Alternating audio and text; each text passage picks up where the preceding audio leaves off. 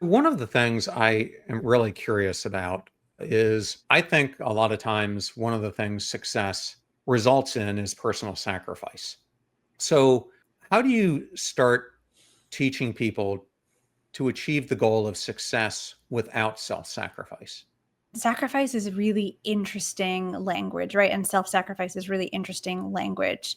And I think that we have to make trade-offs sometimes, right? I think that's really important to level set of like there are times where we have to choose one thing over another thing and there's a trade-off to be made, right? Maybe we can't do it all or achieve it all at the same time, right? So we have to be really clear of the trade-offs.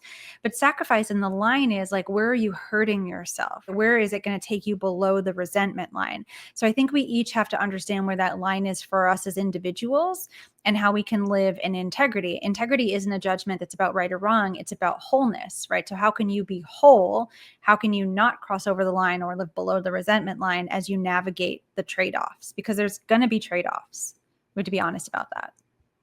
I think that is such an important thing to bring up. There are always trade offs. Do you accept this job that for 6 weeks is going to put you on a show, as you were talking about on another podcast, with a celebrity chef, but it's going to keep you from your kids? Or do you lean into that? We're tested all the time. And I think it's such a dangerous thing to do when we live our lives in the rearview mirror instead of, and I'm the worst at this because it's easy to second guess yourself.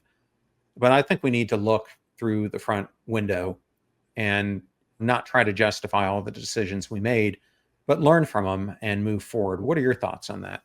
100%, right? I might be the opposite to you where like I'm like, oh, it was a learning moment. I don't need to look back, but we need to be where our feet are, right? If we're constantly looking back and even if we're constantly looking forward, we're not where our feet are. And the more we look back and the more we look forward, actually, the more often we are dysregulated because we take ourselves out of the moment. Our brain can't update the map of the moment. And so I think it's important to mine the past, absolutely, to get our lessons, absolutely, because we want to move forward differently. But be where your feet are and make the best choices you can in this moment to moment.